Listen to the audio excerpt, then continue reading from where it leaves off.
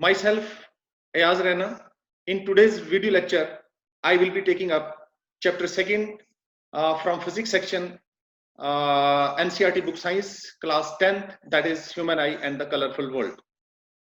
Now, the various contents which are to be covered in this lesson: human eye, then power of accommodation, then defects of vision and their correction, then glass prism, refraction and dispersion.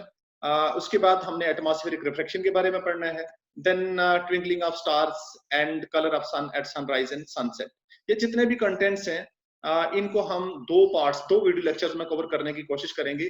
Part first में हम human आई, इसका structure, इसकी working, power of accommodation and various defects of vision and their correction, ये हम first part जो होगा हमारा video lecture का उसमें कवर करेंगे। And in second part we will cover glass prism, refraction, dispersion, atmospheric reflection, twinkling of stars and color of sun at sunrise and sunset, ये हम पार्ट सेकंड जो हमारा वीडियो लेक्चर का होगा उसमें कवर करेंगे। Now let's start structure of the human eye. Human आई जो है, it is the most valuable and sensitive sense organ. हमारी बॉडी का एक वैल्यूएबल और सेंसिटिव सेंस ऑर्गन कह लीजिए। ये एक नेचुरल ऑप्टिकल डिवाइस होती है और इसको हम ऑर्गन ऑफ साइट बोलते हैं। जितने भी बॉडी के सेंस ऑर्गन्स हैं उनमें से our eyes are the organ of sight. ये हमें मदद करती है to see the most wonderful and colourful world around अस।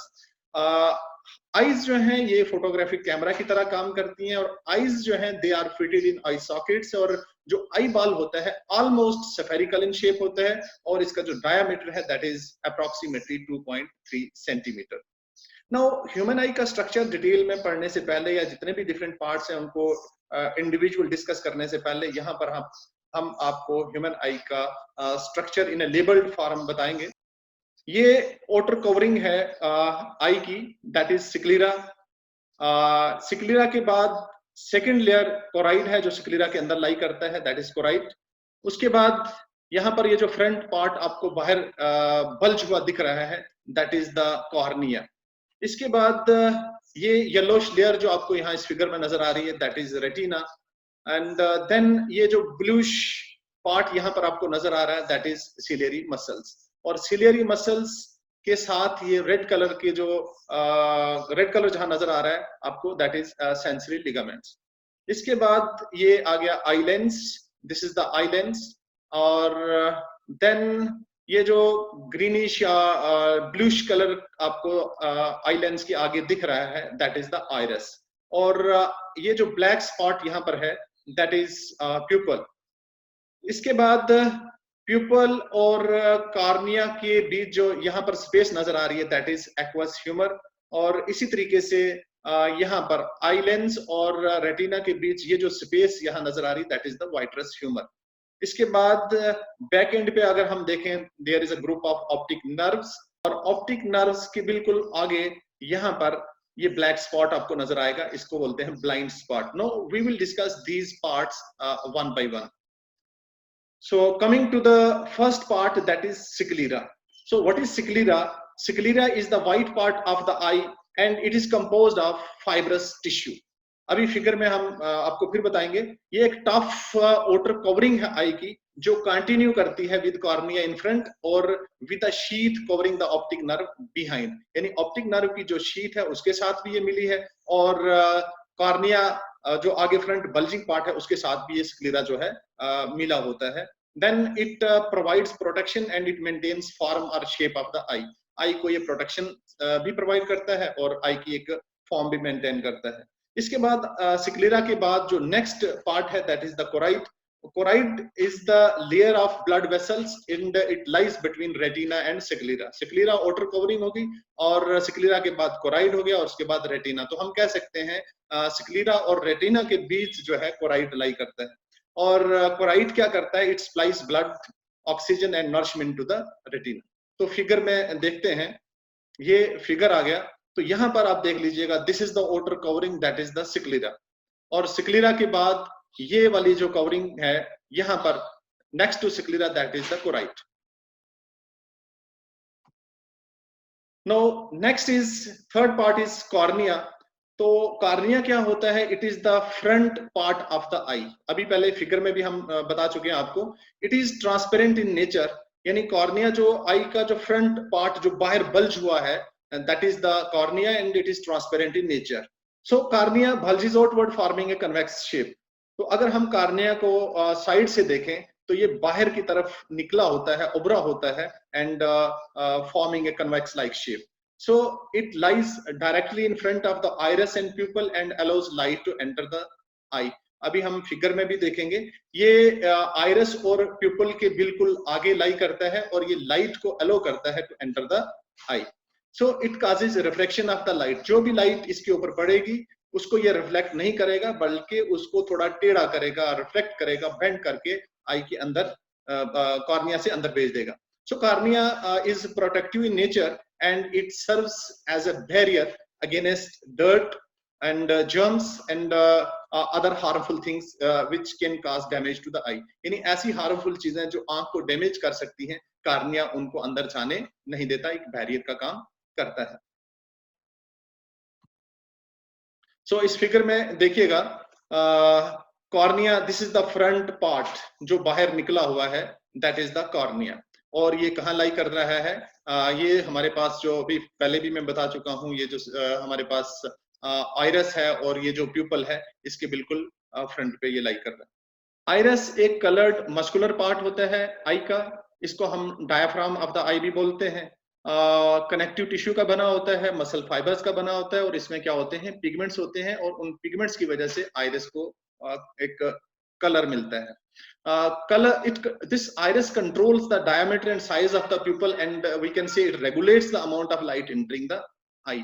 तो iris क्या करता है? ये diameter of the pupil को regulate करता है. कभी उसके diameter को बढ़ा देता है, कभी कम कर देता है. Therefore, it regulates the amount of light entering the आई. जितनी आई को अंदर लाइट की जरूरत होती है, कम जरूरत होती है, ज्यादा जरूरत होती है, उसी हिसाब से ये आइरस जो है उसको कंट्रोल करता है.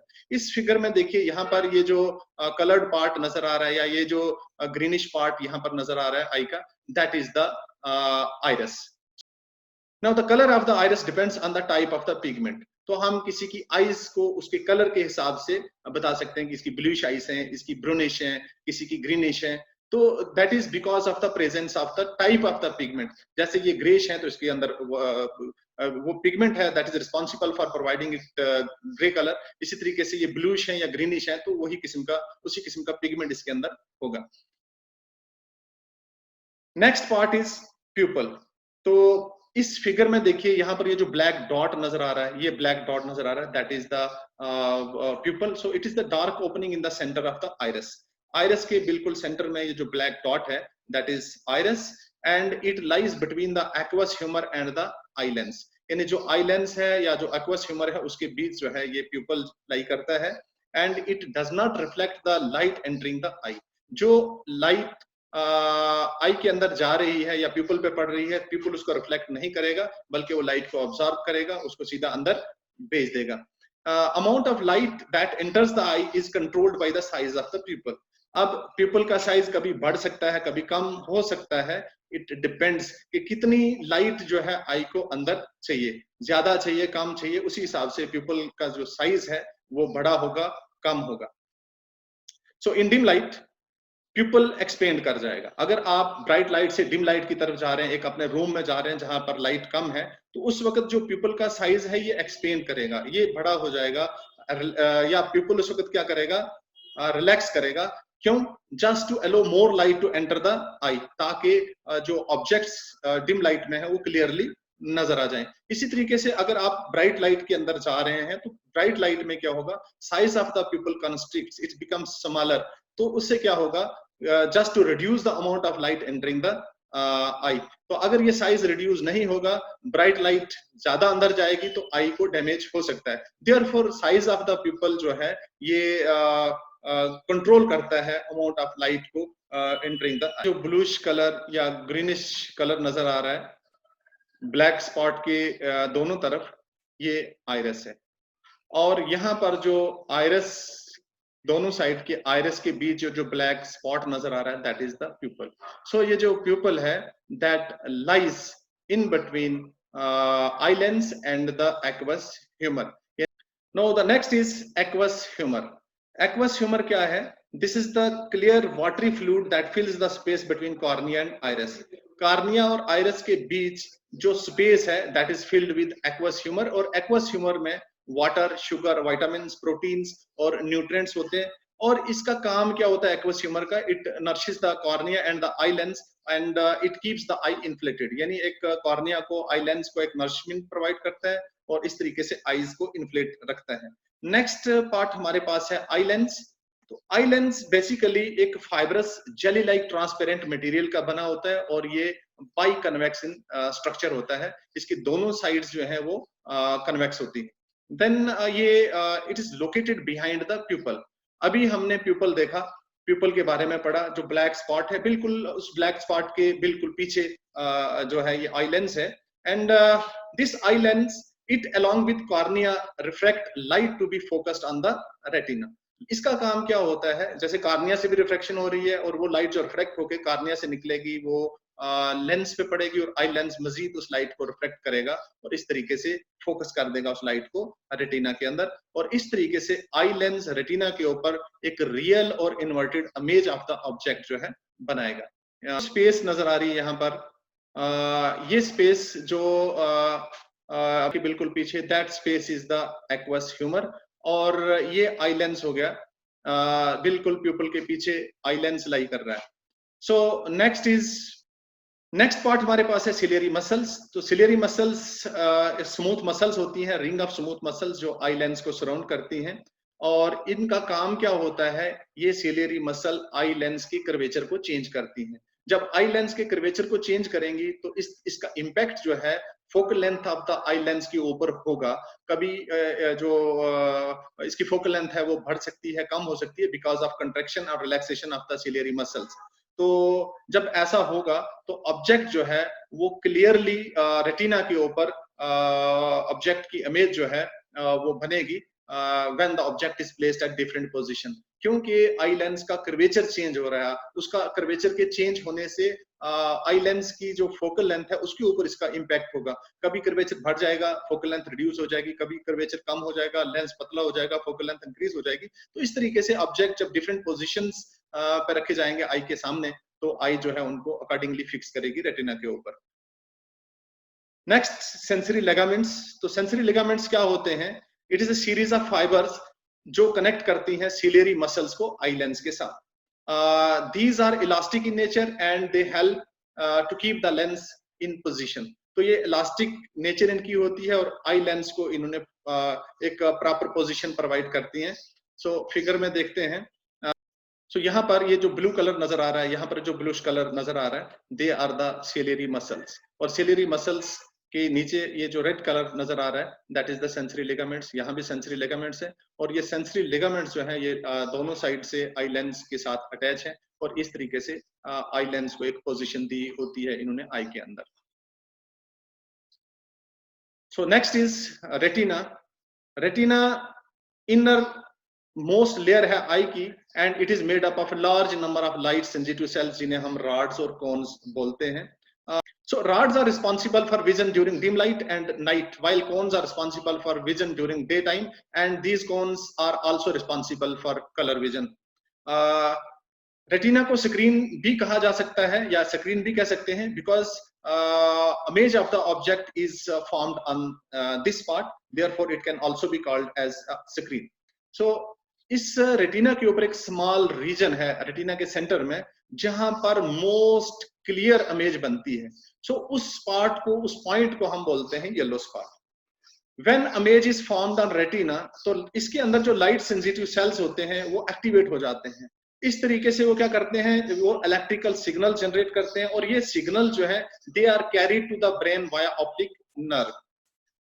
ब्रेन क्या करता है, जब वो सिग्नल्स उनके पास पहुंचते हैं ब्रेन उन सिग्नल्स को प्रोसेस करता है और इस तरीके से we perceive the objects as they are. So ये जो इस फिगर में जो येलो ये लेयर नजर आ रही है दैट इज द रेटिना, और इस रेटिना को स्क्रीन भी कहते हैं, जैसे मैं पहले भी बता चुका हूं। यहाँ पर इमेज ऑफ द ऑब्जेक्ट जो है वो बनती है।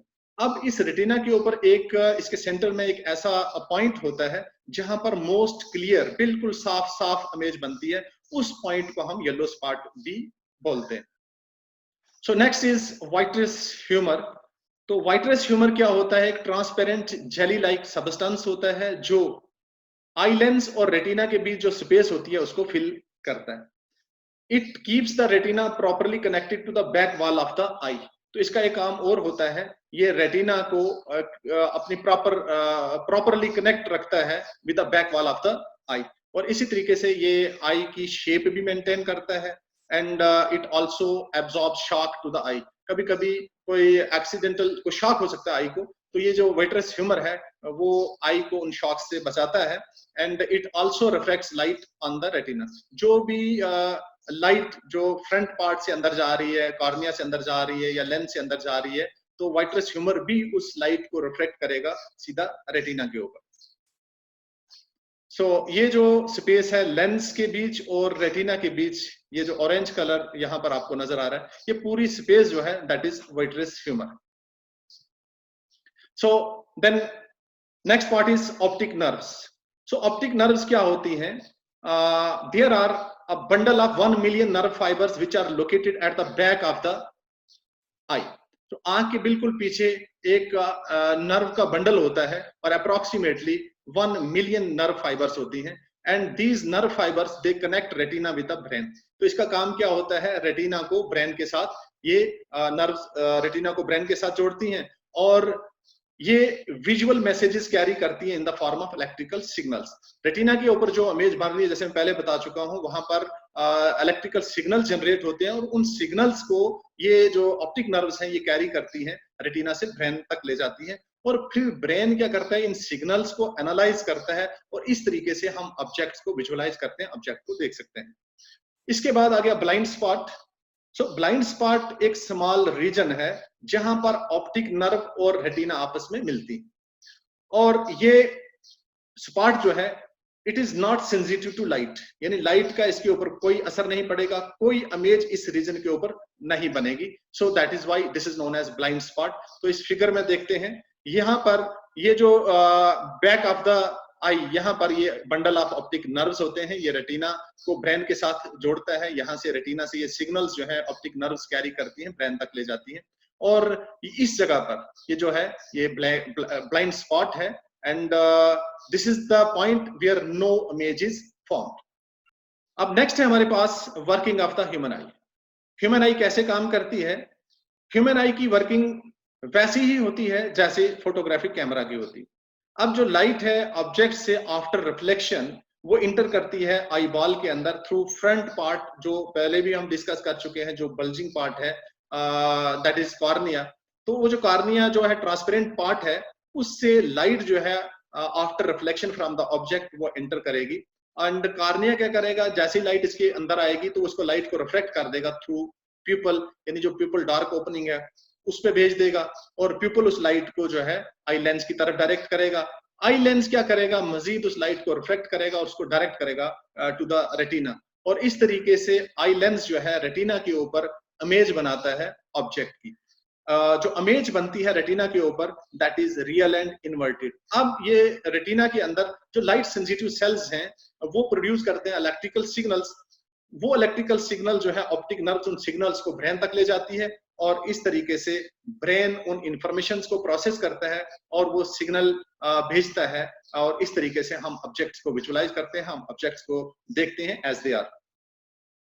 इस फिगर में जानने की कोशिश करते हैं। ये 3 फिगर्स हैं हमारे पास। सपोज यहां से किसी ऑब्जेक्ट से rays of light parallel to the principal axis आ रही हैं, और दूसरी फिगर में देखिए ये लाइट कॉर्निया से अंदर जा रही हैं और डायरेक्ट हो रही हैं लेंस की तरफ, यहाँ बेंड हो रही हैं, और लेंस मजीद इन रेज ऑफ लाइट को रिफ्लेक्ट करेगा, और तीसरी फिगर में देखिएगा इनको ये रिफ्लेक्ट करके रेटिना पे भेज देगा। तो इस तरीके से रेटिना के ऊपर इमेज ऑफ द ऑब्जेक्ट जो है बनेगी। नेक्स्ट टॉपिक है हमारे पास power of accommodation. Power of accommodation क्या होता है? आई लेंस की एक एबिलिटी या एक खुसूसियत जिससे eye lens near by objects को भी और डिस्टेंट ऑब्जेक्ट्स को भी क्लियरली देखती है by adjusting its focal length with the help of ciliary muscles. तो उस property of the eye lens को या ability of the eye lens को हम पावर ऑफ अकोमोडेशन भी कहते हैं। So eye lens basically fibrous jelly like material है, और इसका कर्वेचर जो है that can be change to some extent by the ciliary muscle. Eye lens का कर्वेचर सिलियरी मसल्स चेंज करती हैं, और ये जो चेंज इन कर्वेचर होता है आई लेंस का, that changes it's focal length. जब सिलियरी मसल्स रिलैक्स करती हैं, आई लेंस पतला हो जाता है या उसका कर्वेचर कम हो जाता है, जिससे आई लेंस की फोकल लेंथ जो है इंक्रीज हो जाती है, बढ़ जाती है। तो इस तरीके से हम डिस्टेंट ऑब्जेक्ट्स को क्लियरली जो है रेटिना के ऊपर देखते हैं। इसी तरीके से जब सिलियरी मसल्स कॉन्ट्रैक्ट करती हैं, लेंस मोटा हो जाता है। जब लेंस थिक हो जाएगा, उसकी फोकल लेंथ जो है डिक्रीज हो जाएगी। जब फोकल लेंथ डिक्रीज होगी तो इस तरीके से हम नियर बाय ऑब्जेक्ट्स को साफ देख सकते हैं। तो पावर ऑफ अकोमोडेशन को इन फिगर्स में जानने की कोशिश करते हैं। Focusing of the near by objects on retina. जब किसी नजदीक वाले ऑब्जेक्ट को आंख देख रही होती है, तो उस ऑब्जेक्ट की इमेज रेटिना पे कैसे बनेगी? तो उस वक्त क्या होता है कि जो सिलियरी मसल्स होते हैं ये कॉन्ट्रैक्ट होते हैं। जब सिलियरी मसल्स कॉन्ट्रैक्ट होंगे तो आई लेंस को ये थिक बना देंगे, आई लेंस का कर्वेचर बढ़ जाएगा। जब आई लेंस का कर्वेचर बढ़ेगा तो इसकी फोकल लेंथ डिक्रीज हो जाएगी। जब फोकल लेंथ डिक्रीज होगी तो नियर बाय ऑब्जेक्ट्स को आई फिक्स करेगी रेटिना के ऊपर। सो जब दूर वाले ऑब्जेक्ट को आंख देख रही है तो उस वक्त उसकी जो इमेज है वो रेटिना के ऊपर कैसे फिक्स होगी? तो वहां से rays of light parallel to the principal axis इस आई लेंस से जब गुजरेगी तो इस तरीके से रेटिना पे जाके उसकी इमेज बनेगी। बट इस केस में क्या होता है, जो सिलियरी मसल्स हैं ये रिलैक्स हो जाते हैं। जब सिलियरी मसल्स रिलैक्स होते हैं तो इसका इम्पैक्ट लेंस के ऊपर होता है। लेंस उस वक्त उसका कर्वेचर कम हो जाता है, लेंस थिन हो जाता है, फोकल लेंथ बढ़ जाती है। तो इस तरीके से दूर के ऑब्जेक्ट को आई फिक्स करती है रेटिना के ऊपर। नेक्स्ट है हमारे पास नियर पॉइंट और लीस्ट डिस्टेंस ऑफ विजन। तो आई का लीस्ट डिस्टेंस ऑफ विजन क्या होता है? Minimum distance eight which the eye can see the object clearly, यानी वो कम से कम डिस्टेंस आंख के सामने जहां पर कोई ऑब्जेक्ट आंख क्लियरली देख सकती है, that is known as near point और लीस्ट डिस्टेंस ऑफ विजन। ये जो लीस्ट डिस्टेंस ऑफ विजन है for a normal eye, it is 25 centimetre. हम आंख के सामने 25 सेंटीमीटर की दूरी तक, आंख के सामने 25 सेंटीमीटर दूर किसी ऑब्जेक्ट को क्लियरली देख सकते हैं। और जब हम 25 सेंटीमीटर से आगे ले आएंगे किसी ऑब्जेक्ट को तो हमारी आई जो है उस ऑब्जेक्ट को साफ नहीं देख पाएगी। नेक्स्ट हमारे पास है फार पॉइंट। तो what is far point? The farthest distance up to which the eye can see the object clearly, यानी वो फार पॉइंट जहां पर आंख जो है किसी ऑब्जेक्ट को, दूर के ऑब्जेक्ट को साफ साफ देख सकती है, उसे हम फार पॉइंट बोलते हैं। और एक नॉर्मल आई के लिए जो फार पॉइंट है इन्फिनिटी है, यानी हम 25 सेंटीमीटर से लेकर इन्फिनिटी तक एक नॉर्मल आई जो है वो किसी भी ऑब्जेक्ट को साफ साफ देख पाएगी। नेक्स्ट है हमारे पास परसिस्टेंस ऑफ विजन। तो परसिस्टेंस ऑफ विजन क्या होता है? Retention of visual perception of an object in the I after it is removed in front of it.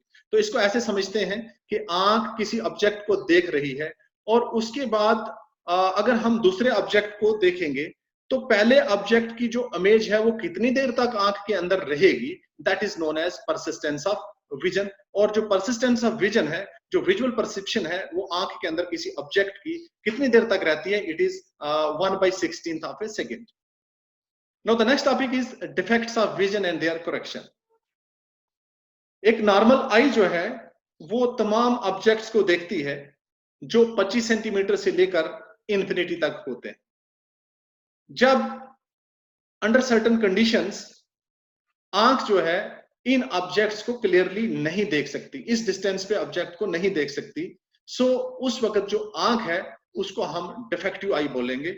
और ये जो डिफेक्ट्स हैं जो आई के होते हैं, they are basically 4 types of defects of vision and we will study these defects one by one under these headings. पहला defect है मायोपिया, उसके बाद है hypermetropia and then presbyopia, then cataract.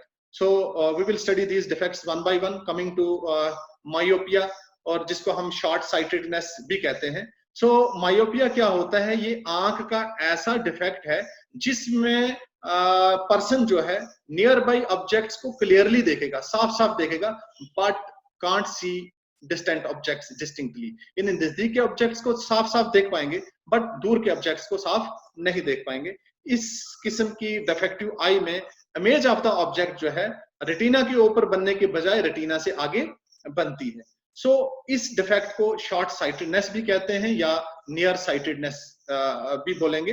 सो इसका कारण क्या है, इस डिफेक्ट का कारण क्या है? एक तो ये कि लेंस का जो कर्वेचर है ये इंक्रीज हो जाएगा। जब लेंस का कर्वेचर इंक्रीज होगा, लेंस थिक हो जाएगा, और जब लेंस थिक होगा तो लेंस की फोकल लेंथ जो है वो डिक्रीज हो जाएगी। जब लेंस की फोकल लेंथ डिक्रीज होगी तो आई जो है नियर बाई ऑब्जेक्ट्स को देख पाएगी, बट दूर के ऑब्जेक्ट्स को नहीं देख पाएगी। या इसका एक कारण ये भी है कि elongation of the eye ball की वजह से भी मायोपिया हो सकता है। No, next is correction of this defect. How this defect is corrected? तो इस डिफेक्ट को दूर कैसे किया जाता है? By using concave lens of suitable power और सूटेबल फोकल लेंथ।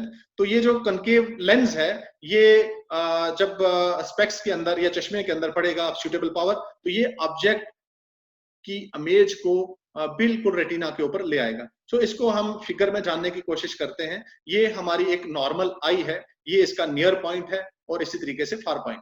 तो यहां से कोई भी ऑब्जेक्ट नजदीक वाला या दूर वाला उसको वो बिल्कुल फिक्स कर रही है रेटिना के ऊपर। So image of the object, चाहे वो नजदीक वाला है या दूर वाला ऑब्जेक्ट है, उसको रेटिना के ऊपर आई बनाती है। दिस इज द नॉर्मल आई।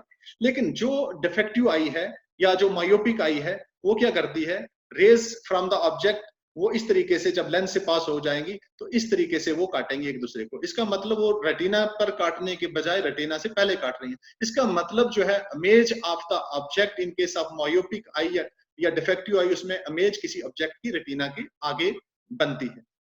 सो इस फिगर में देखिएगा कि this defect can be corrected bye using concave lens of suitable power. तो कनकेव लेंस क्या करेगा? दोबारा रेज ऑफ लाइट को डायरेक्ट करेगा और इस तरीके से कन्वेक्स आई लेंस से होती हुई ये दोबारा इमेज जो है रेटिना के ऊपर बनेगी। This is how the defect can be corrected. अब हमारे पास दूसरा डिफेक्ट है हाइपरमेट्रोपिया, जिसे हम लॉन्ग साइटेडनेस भी बोलते हैं। तो हाइपरमेट्रोपिया ये मायोपिया का रिवर्स होता है। तो हाइपरमेट्रोपिया एक ऐसा डिफेक्ट है विजन का जिसमें person can see distant objects, far objects clearly but can't C nearby objects. यानी दूर के ऑब्जेक्ट्स को साफ साफ देख सकती है आंख, बट नजदीक वाले ऑब्जेक्ट्स को साफ नहीं देख सकती। सो इसमें क्या होता है, जो नियर पॉइंट है आई का वो लाई करता है farther away from the normal near point. यानी ऐसे जो नॉर्मल आई का नियर पॉइंट है 25 सेंटीमीटर है, तो वहां पर ये जो नियर पॉइंट है नॉर्मल आई का, वहां डिफेक्टिव आई में वो यहाँ नहीं होगा बल्कि इससे दूर हो जाएगा। तो इससे क्या होगा? इस किस्म के डिफेक्ट में इमेज जो है ऑब्जेक्ट की वो रेटिना से पीछे बनती है instead of on the retina. यानी रेटिना के ऊपर बनने के बजाय रेटिना के पीछे बनेगी, और इस डिफेक्ट को लॉन्ग साइटेडनेस या फार साइटेडनेस भी बोलते हैं। अब इस डिफेक्ट का कारण क्या है, काज क्या है? एक तो कर्वेचर जो है आई लेंस का वो डिक्रीज हो जाता है। जब आई लेंस का कर्वेचर डिक्रीज होगा तो आई लेंस पतला हो जाएगा। जब आई लेंस थिन होगा फोकल लेंथ इसकी बढ़ जाएगी। जब फोकल लेंथ बढ़ जाएगी तो आई जो है वो किसी फार ऑफ ऑब्जेक्ट को देख पाएगी बट नियर बाई ऑब्जेक्ट को नहीं देखेगी। तो इसमें क्या है कि shortening of the eye ball भी एक फैक्टर है। करेक्शन क्या है? इस डिफेक्ट को दूर करने के लिए convex lens of suitable power और फोकल लेंथ वो इस्तेमाल किया जाता है स्पेक्स के अंदर या चश्मे के अंदर। तो ये जो लेंस है, ये लेंस क्या करता है? इमेज ऑफ द ऑब्जेक्ट को दोबारा जो है बिहाइंड द रेटिना, वो रेटिना के ऊपर ले आता है। सो इस फिगर में जानने की कोशिश करते हैं। This is the normal eye where the eye can see nearby objects and far off objects clearly, और उसकी इमेज जो है रेटिना के ऊपर बन रही है। और जो डिफेक्टिव आई है उसमें क्या है कि जो नॉर्मल नियर पॉइंट है वो यहाँ के बजाय वो दूर हो जाता है। तो इस तरीके से रेज ऑफ लाइट जो है रेटिना के ऊपर मिलने के बजाय रेटिना से पीछे मिल रही है। तो इमेज जो है किसी ऑब्जेक्ट की वो रेटिना के पीछे बन रही है। सो इस डिफेक्ट को दूर करने के लिए चश्मे के अंदर या आंख में जो चश्मा इस्तेमाल होता है उसमें convex lens of suitable power इस्तेमाल होगा। तो ये जो कन्वेक्स लेंस है ये क्या करेगा? इस जो नियर पॉइंट है यहां से उठा के उसको यहां ले आएगा, और इस तरीके से ऑब्जेक्ट की इमेज जो है वो दोबारा रेटिना के ऊपर बनाएगा। This is how the defect can be corrected by using convex lens. इसके बाद तीसरा डिफेक्ट है प्रेस बायोपिया। तो प्रेस बायोपिया एक डिफेक्ट है जो ओल्डर पीपल के अंदर, बुजुर्गों के अंदर हो सकता है, जिसमें लोग जो है कंफर्टेबली लिख नहीं सकते, पढ़ नहीं सकते। और समटाइम्स जो है ऐसे जो बूढ़े लोग हैं, जो बुजुर्ग हैं, जो ओल्डर पीपल हैं, they suffer from both myopic as well as hypermetropic defect. इसमें नजदीक वाला डिफेक्ट भी हो सकता है, दूर वाला भी हो सकता है, यानी नजदीक वाला ऑब्जेक्ट भी साफ साफ नहीं दिखेगा, फार ऑफ ऑब्जेक्ट भी साफ साफ नहीं दिखेगा। तो इसका कारण क्या है? सिलियरी मसल्स जो है वीक हो जाती हैं, जो लेंस को होल्ड करती हैं, लेंस को पकड़ती हैं। जब सिलियरी मसल्स वीक हो जाएंगी तो आई लेंस की जो एबिलिटी है टू चेंज द कर्वेचर वो रिड्यूस हो जाएगा। तो इस तरीके से फोकल लेंथ जो है वो एडजस्ट नहीं हो पाएगी, और इस तरीके से नियर बाय ऑब्जेक्ट्स को और फार ऑब्जेक्ट्स को लोग या आंख जो है नहीं देख पाएगी। और इस डिफेक्ट को दूर करने के लिए आइदर कन्वेक्स लेंस इस्तेमाल होता है, और अगर तो नॉर्मल प्रॉब्लम है रीडिंग राइटिंग की तो उसमें कन्वेक्स लेंस इस्तेमाल होगा। या अगर मायोपिक डिफेक्ट भी है, हाइपरमेट्रोपिक डिफेक्ट भी है, तो उस वक्त बाइफोकल लेंस जो है ऑफ सुटेबल पावर वो इस्तेमाल होता है चश्मे के अंदर। और जो बाइफोकल लेंस है इसमें कनकेव लेंस और कन्वेक्स लेंस दोनों होंगे। और अपर पार्ट जो है स्पेक्स का उसमें कनकेव लेंस इस्तेमाल होता है, that can correct the distant vision, that is myopia. और जो लोअर पार्ट है स्पेक्स का उसमें कन्वेक्स लेंस इस्तेमाल होता है ऑफ सुटेबल पावर, और नियर बाई ऑब्जेक्ट को फिक्स करेगा, यानी हाइपरमेट्रोपिया जो प्रॉब्लम है उसको दूर करेगा। लास्ट डिफेक्ट है कैटरेक्ट। सो कैटरेक्ट एक ऐसी कंडीशन है जिसमें पार्शियल या कंप्लीट लॉस ऑफ विजन हो जाता है। जो आंख की नजर है वो या तो टोटली खत्म हो जाती है या पार्शियली कम हो जाती है। Here the lens becomes milky और क्लाउडी। आई लेंस जो है इस केस में या तो मिल्की हो जाता है या धुंधला हो जाता है। और ये डिफेक्ट जो है मोस्टली जो है ओल्डर लोगों के अंदर होगा, बूढ़ों के अंदर होगा। कारण इसका क्या है? या तो एजिंग एक फैक्टर है, या ट्रॉमा है, या रेडिएशन एक्सपोजर भी क्या करती हैं, आई लेंस को डैमेज कर सकती हैं। और इसकी करेक्शन के लिए क्या होता है? This defect can be corrected by surgical removal of cloudy lens and replaced with an artificial lens. तो इसमें सर्जरी होती है जिसमें आंख के अंदर जो है आर्टिफिशियल लेंस डाला जाता है, और जो लेंस जो है क्लोडी है उसको रिमूव किया जाता है। With this, we are able to finish the first part of the video lecture pertaining to human eye and the colorful world. अगर ये लेक्चर आपको अच्छा लगा तो मेरे चैनल को जरूर सब्सक्राइब कीजिएगा, लाइक कीजिएगा। Thank you very much.